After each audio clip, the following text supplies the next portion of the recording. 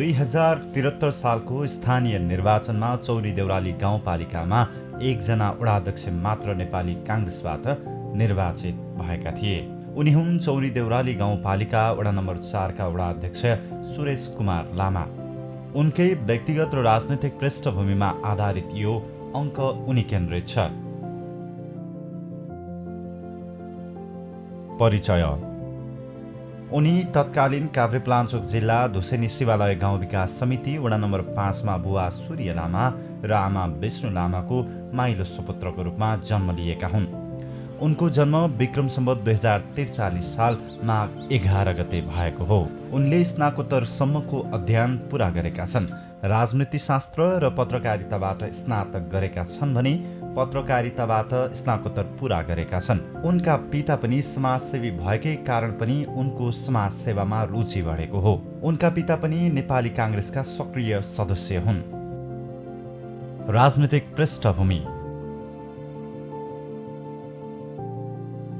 लामाले एसएलसी पछि काठमाडौँ प्रवेश गरे। त्यसयता उनी सधैँ नेपाली काङ्ग्रेस निकट रही विभिन्न राजनीतिक क्रियाकलापमा सहभागी हुँदै 2064 सालमा रत्न राज्य क्याम्पसको नेपाल विद्यार्थी सङ्घको इकाइ कोषाध्यक्ष भए। त्यसपछि नेपाली काङ्ग्रेसको 12औं अधिवेशनमा इकाइ सभापति निर्वाचित भए। 13औं महाधिवेशनमा क्षेत्रीय महाधिवेशन प्रतिनिधि हुँदै नेपाली काङ्ग्रेसको क्षेत्रीय सदस्य भए। 14औं महाधिवेशनमा पनि क्षेत्रीय प्रतिनिधि हुँदै जिल्ला सदस्य भए। जनप्रतिनिधि भएपछि देश सङ्घीयतामा प्रवेश गरेपछिको पहिलो वडाध्यक्षको जिम्मेवारी सम्हाल्दै गर्दा यो कार्यकालको यो घडीसम्म आइपुग्दा आफ्नो कार्यकाललाई वडाध्यक्ष लामा यसरी समीक्षा गर्छन्। म पहिलोचोटि वडाध्यक्ष निर्वाचित भइसकेपछि म चुनावी माहौलमा जाँदै गर्दाखेरि मैले जनतालाई के आश्वासन दिएको थिएँ भने मेरो गाउँको जनताले चाहिँ बत्तीको पनि महसुस बत्ती बाल्न पाएको थिएन। गाउँ पुरै अन्धकारमा थियो। तपाईँहरूले भोट हालेर मलाई जिताउनु भयो भने म जितेको 3 महिनाभित्रमा म बत्ती बालिदिन्छु। खानेपानीको मेन समस्याहरू तपाईँहरू गाग्री बोकेर टाढा टाढा जानुपर्ने हुन्थ्यो, टाढा जानु नपर्ने गराइदिन्छु भनेर मैले प्रतिबद्धतासहित म चुनावी माहौलमा गइसकेपछि जनताहरूले म प्रति विश्वास गरेर मलाई मतदान गरेर जिताइसकेपछि मैले बोलेको जस्तै, मैले प्रतिबद्धता गरेको जस्तै निर्वाचित भएको 3 महिनाभित्रमा मैले बत्ती पनि बालिदिएँ गाउँमा। अनि बत्ती बाल्दै गर्दाखेरि मेरो वडाको सम्पूर्ण वडामा बत्ती पुऱ्याइसकेपछि मेरै वडामा जोडिन आएको चाहिँ अर्को साबिक गोठपानी गाविसको 8 नम्बर र 9 नम्बर वडा थियो। 8 नम्बर र 9 नम्बर वडालाई चाहिँ अनि त्यहाँ चाहिँ सामुदायिक विद्युत थियो। सामुदायिक विद्युतमा चाहिँ त्यहाँ पोलहरू सबै काठको थियो। त्यो काठको पोलहरूलाई बिस्तारै मैले पन्चाएर सबै एल्मुनियम कि ग्याल्मुनियम के भन्छौ त्यो पोल सबैतिर अब काठको पोलहरूलाई हटाएर त्यो फलामको पोल भने के भन्छ हो त्यसलाई, त्यो पोलको व्यवस्था गरिदिएँ। अनि बत्तीको समस्या टुङ्गिहाल्यो। त्यसपछि मैले बोलेको भनेको एक घर एक धारा खानेपानीको लागि गाउँमा चाहिने विकास भने त्यो एक घर एक धाराको लागि चाहिँ मैले गाउँमा सम्पूर्ण वडामा साबिकको वडामा एक घर एक धारा पनि बनाएँ। तर 450 भन्दा बेसी त बनाइसकेँ। बनाएर त्यो धारामा पानी पनि आइसक्यो। अहिले तत्कालै हाम्रो सबैको घरमा पुग्नको लागि चाहिँ झन्डै 650 जति भयो भने पुग्छ। अहिले तत्काल बन्दै पनि छ। बन्दै गर्दा झन्डै यो अन्तिममा मेरो कार्यकाल सक्दै गर्दा सबैको घरमा एक घर एक धारा पनि कार्यक्रम पनि त्यो पनि सम्पन्न हुन्छ। अनि बाटोको सवालमा भन्दाखेरि पहिला यो गाउँमा 12 महिना बाटो चल्दैन थियो। गाउँको बाटो खोपट खापट हिलो हुन्थ्यो। त्यो हुँदै गर्दाखेरि साबिकको सम्पूर्ण वडामा बाटो थिएन। म निर्वाचित भइसकेपछि साबिकको प्रत्येक वडामा टोलमा नै यातायातको व्यवस्था बाटो पनि पुर्याइदिए। बाटो पुर्याउँदै गर्दा अनि मेन बाटो चाहिँ लङ रोडको बाटोमा चाहिँ हिलोको कारणले गर्दा बर्खायाममा चाहिँ झन्डै असारदेखि असोजसम्म चाहिँ झन्डै बाटो चल्दैन थियो। त्यो बाटो चल्नको लागि चाहिँ म निर्वाचित भइसकेपछि मैले के गरेँ भने अब जनताको समस्यालाई कहिलेकाहीँ बिरामी हुँदाखेरि एम्बुलेन्स पनि हिँड्न नसक्ने अवस्था हुने कारणले गर्दा मान्छेको यातायातको कारणले मान्छेको ज्यानै जान सक्ने भएको कारणले गर्दाखेरि मैले त्यो हिलो बाटोहरूमा चाहिँ सबैमा सोलिङ गरिदिएँ।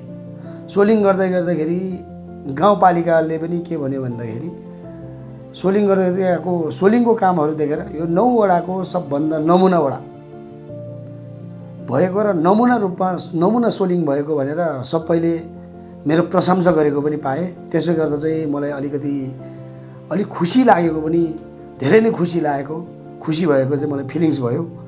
अनि बाटोको सवालमा पनि गरेँ। अब पिचको लागि हाम्रो पालिकाबाट यो छेडा हुँदै बाङताली जाने पिचको लागि अहिले टेन्डर भएर अब काम अगाडि बढ्न लागेको छ अहिले तत्कालै। अब बाटो पनि पिच हुँदैछ। अनि कृषकहरूको लागि चाहिँ अब मैले के गरेँ भने गाउँमा अब खानेपानी भइहाल्यो पो, अब बाटो पनि भइसकेपछि अब कृषकहरूको लागि खेतीपाती गर्नको लागि त अब के चाहियो भन्दाखेरि सिँचाइ पोखरी चाहियो। साबिकको प्रत्येक वडामा कुनै ठुलो वडामा दुईटा सिँचाइ पोखरी, 2-3 सिँचाइ पोखरी, नभए टोल भेग र खेतबारी हेरेर त्यहाँको महत्त्व हेरेर बुझेर सम्पूर्णमा सिँचाइ पोखरी बनाए। सिँचाइ पोखरी बनाइसकेपछि सिँचाइ पोखरीबाट सम्पूर्णको अब खेतबारीमा हरियाली पनि भयो। अब पहिला धान रोप्नको लागि चाहिँ कम्तीमा पनि पानी परिसकेपछि अनि पानीको मुहान फुटेपछि मात्रै आफ्नो खेत रोप्न सुरु गरिन्थ्यो भने अहिले सिँचाइ पोखरीमा पानी जम्मा गरेपछि अहिले जेठदेखि नै खेत रोप्न सुरु गरेका छन् अहिले। अनि सबै अदुवा, लसुन, प्याज, गोलभेडा खेतीहरू, सबैले तरकारी खेतीहरू, गहुँ, जौ, तोरी सबैमा लाउनको लागि सिँचाइ पोखरीमा जम्मा गरेर अहिले सम्पूर्ण हरियाली भएको अवस्था छ। अनि सिँचाइ सम्बन्धी पनि सम्पूर्ण साबिकको वडामा सबै वडातिर पनि सिँचाइ पोखरीको पनि व्यवस्था भएको। तर अब सिँचाइ पोखरीको चाहिँ अब अन्तिम विकल्प चाहिँ अब के भयो भन्दाखेरि सिँचाइ पोखरीमा अब भोलि पर्सि पोखरी भर्दै गर्दाखेरि बच्चाहरू खेल्न जाँदाखेरि डुब्ने डरले चाहिँ अब त्यो पोखरीलाई चाहिँ घेराबार गर्नुपर्ने काम चाहिँ बाँकी छ। अहिले अब विकास गर्दै गयो, अब यति गरेपछि हुन्छ होला भन्यो। अब त्यसको लागि पनि अब डेभलपमेन्टिक रूप चाहिँ अब फेरि गर्दै जाँदाखेरि अब यसलाई पनि घेराबार लायो भने अब केही डुबेर नमर्ने भयो। जस्तै वस्तुहरू पनि जस्तै बालबच्चा डुब्यो भने गाह्रो हुने भयो। अब घेराबार लाउनु पर्ने रहेछ। अब यसलाई घेराबार लाउनु पर्ने काम बाँकी छ। अब यो पनि प्रक्रिया अगाडि मैले पालिकामा गएर बजेट ल्याएर अब घेराबार पनि लाउने भन्ने अब सोचमा छु।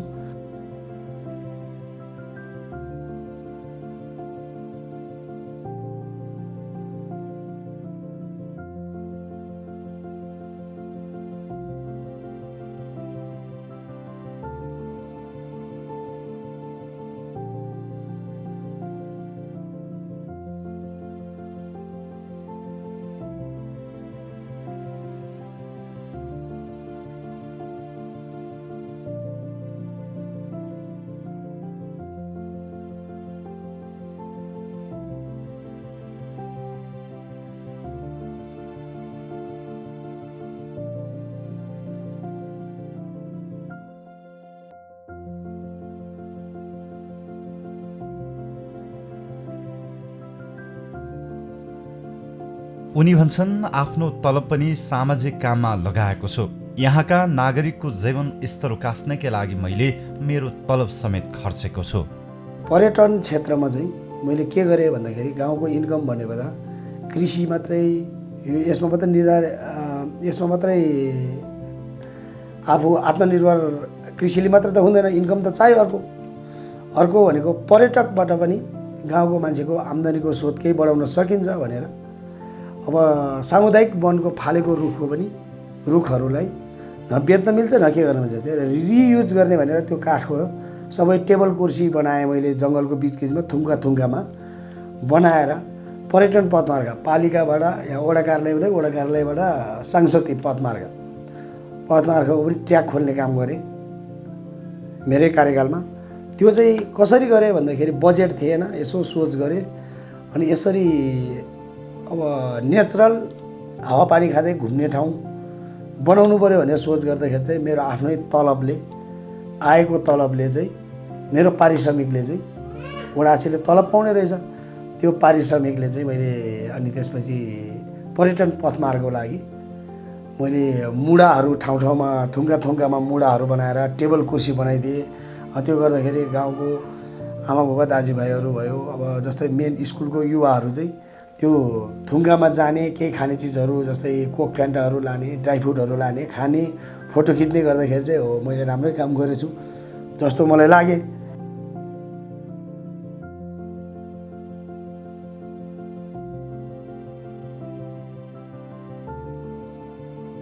जनप्रतिनिधि विभिन्न अवस्थामा सरकारी बजेटको दुरुपयोग कसरी भइरहेको रहेछ भन्ने कुरा आफू जनप्रतिनिधि भएपछि मात्रै थाहा पाएको बताउँछन् वडाध्यक्ष लामा। मलाई समेत प्रलोभनमा पार्न खोजे तर म समाज परिवर्तन गर्न राजनीतिमा आएको बताउँछन् लामा। उनले विभिन्न आयोजनाबाट कर्मचारी लगायतले पाउने कमिसनका नयाँ तरिकाबाट गरिएको व्यवस्थापनको रमाइलो किस्सा समेत सुनाए। त्यसपछि शिक्षा सेक्टरमा भनौँ भने अहिलेसम्म पञ्चायतकालदेखि आजसम्म 7 सालदेखि आजसम्म आउँदाखेरि कतिवटा हेडमास्टर बने, कतिवटा व्यवस्थापन समिति अध्यक्ष बने। तिनीहरू बन्दै गर्दा शिक्षाको लागि भवनको लागि पैसा आउँदो रहेछ। भवन बन्न आउँदा रहेछ चाहिँ अनि उनीहरूले के गर्दो रहेछ भने हेड सर र प्राय व्यवस्थापनको अध्यक्षहरू मिलेर चाहिँ त्यो भवन बनाउँदै गर्दाखेरि उनीहरूले चाहिँ केही मात्र पैसा लिएको मैले थाहा पाएँ। थाहा पाइसकेपछि म आफै निर्वाचित भइसकेपछि चाहिँ खास जननिर्वाचितहरूले प्राय केही मात्र पैसा कमिसन लिएको पनि पाएँ केही योजनामा।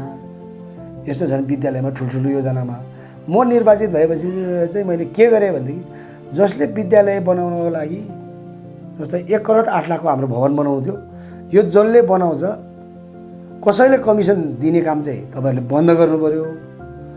यो जसले बनाउँछ त्यसले चाहिँ यो स्कुललाई 8 लाख पैसा स्कुलको खातामा हाल्नु पर्यो। 8 लाख होइन 6 लाख। जसले 6 लाख पैसा हालिदिन्छ स्कुलको खातामा त्यसलाई मात्रै यो काम दिने भनेपछि अब सर्वसाधारण गरिबको छोराछोरी पढ्ने स्कुल त स्कुलको कोष त बलियो भयो। चाहेको भए मैले लिन सक्थेँ होला, मैले त लिएन। नलिकन स्कुलको कोषमा एकजनालाई ठेक्का दिएर उसले 6 लाख रुपियाँ स्कुलको खातामा हाल्न लागे तलको ग्राम विकास स्कुलमा। त्यसपछि यो भूमिस्थान प्राविमा भनौँ, प्राविमा चाहिँ 13 लाखको 14 लाखको कतिको टोयलेट बनाउने थियो। टोयलेट बनाउँदाखेरि जसले 50,000 चाहिँ स्कुलको खातामा हाल्छ त्यसलाई यो काम दिने भने त्यो पनि हाल्ने काम गरिदिएँ स्कुलको खातामा मैले। स्कुलको कोष चाहिँ शिक्षा सेक्टरमा चाहिँ त्यसरी गरेँ। अनि टिचरहरू रेगुलर नआउनेहरूलाई रेगुलर आउनुपर्ने, गाउँघरको चाहिँ के हुँदो रहेछ भने रेगुलर स्कुल नआउने टिचरहरू मिलेर हाजिर गर्ने व्यवस्था रहेछ। उनीहरूको मिलेमत्तमा हुँदो रहेछ। म स्कुलमा प्रत्येकचोटि क्रस चेक जाने, गएपछि कहिलेकाहीँ मैले हाजिर काट्ने काम पनि गरेँ। 1-2 चोटि सम्झाइ बुझाइ गरेँ। अनि त्यसपछि नभए हाजिरै काटेर पनि कारवाही गरेपछि अनि टिचरहरूले पनि के भन्यो भने कुनै टिचर चाहिँ रिसाए पनि जनताको लागि त राम्रो भयो, गाउँको मान्छेको लागि त, विद्यार्थीको लागि त। स्कुलमा टिचर जहिले पनि एटेन्ड भइसकेपछि त उसले होमवर्क त दिनु पर्यो। अनि त्यस्तो गरेर अनि टिचरहरू पनि अहिले वडाध्यक्ष आयो भन्ने बित्तिकै उनीहरू पहिल्यै अलिक त्रसित जस्तो भएर स्कुलमा चाहिँ अब रेगुलर एटेन्ड हुन थाल्यो। त्यसपछि म वडाध्यक्ष भइसकेपछि चाहिँ अनि पहिला नहुने रहेछ उहाँहरूको।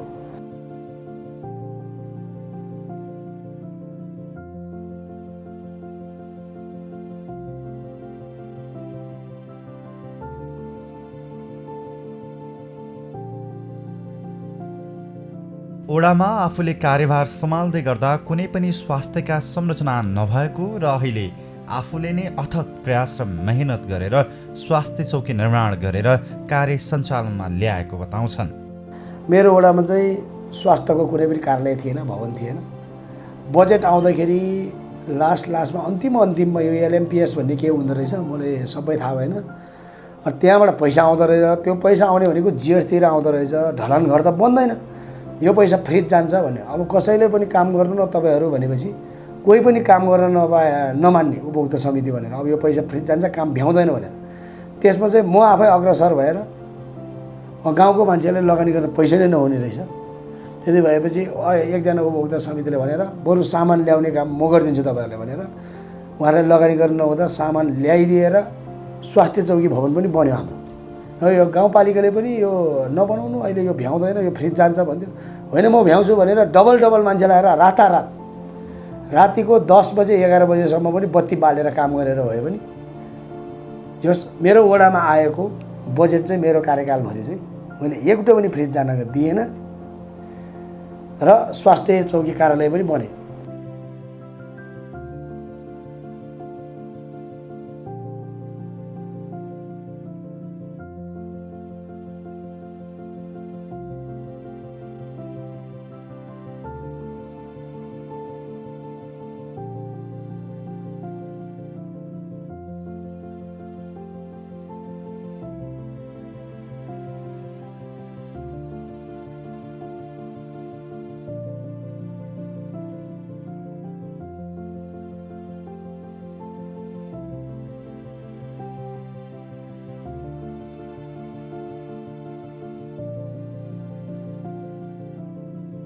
मेरो सर्वप्रथम त म पहिला यो वडाको अध्यक्षको हैसियतले म के भन्छु भने तपाईहरूले पहिला मैले विभिन्न प्रतिबद्धताहरू लिएर आउँदाखेरि म यस्तो गर्छु उस्तो गर्छु भनेर लिएर आउँदाखेरि उहाँहरूले भोट हालेर मलाई जिताइदिनु भयो, मतदान गरेर जिताइदिनु भयो।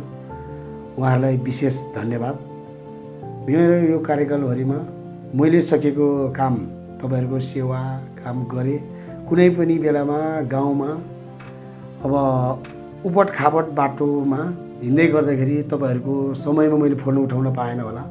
फोन नउठाउँदै गर्दाखेरि मैले एकचोटि दुईचोटि आएको फोनहरूलाई मैले बाइक रोकिसकेपछि पछि पस्ने बेलामा उहाँहरूको कल ब्याक गरिरहेको छु। अब कुनै बेलामा मैले गर्दै गर्दाखेरि मैले चाहिँ ठिकै गरेँ जस्तो लाग्छ। बेठिक गर्यो उहाँहरूप्रति, समाजप्रति, टोलप्रति, गाउँप्रति मैले राम्रै काम गरेँ भने चाहिँ मलाई महसुस छ। तर नराम्रो गरेको हो भने मैले उहाँहरूप्रति क्षमा प्रार्थी पनि छु, क्षमा प्रार्थी पनि माग्न चाहन्छु। साथै अब आउने चुनावमा यो गाउँको जनताले, यो वडाको जनताले एउटा सक्षम वडा अध्यक्षलाई चुनेर मतदान गरेर जिताओस्, हाम्रोलाई भन्दा राम्रोलाई जिताउनु भनेर सम्पूर्ण गाउँवासीले म भन्न चाहन्छु। साथै यो गाउँपालिकाभरि पनि सम्पूर्णले पनि विभिन्न पार्टी नहेरिकन, स्थानीय तह भनेको पार्टीगत होइन कि, हाम्रोलाई होइन कि, राम्रोलाई जितायो भने हाम्रो स्थानीय तह सबल, सक्षम र बलियो बनाउन सकिन्छ र विकास पनि द्रुत गतिमा अगाडि बढाउन सकिन्छ भन्दै हाम्रोलाई भन्दा राम्रोलाई मतदान गरेर जिताउनु हुन यो वडावासी र सम्पूर्ण चौरी देउरालीवासीहरूलाई हार्दिक अनुरोध साथै विनम्र अनुरोध गर्न चाहन्छु।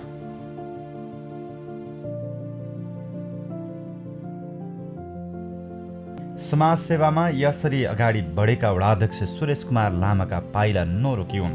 शुभकामना साथै शुभेच्छा तपाईँका भावी राजनीतिक दिनहरूका लागि। नेपाली काङ्ग्रेसको मूल नारा राष्ट्रियता, लोकतन्त्र र समाजवादलाई आत्मसात गर्दै अगाडि बढिरहने हौसला मिलोस् शुभकामना। जय नेपाल, नमस्ते।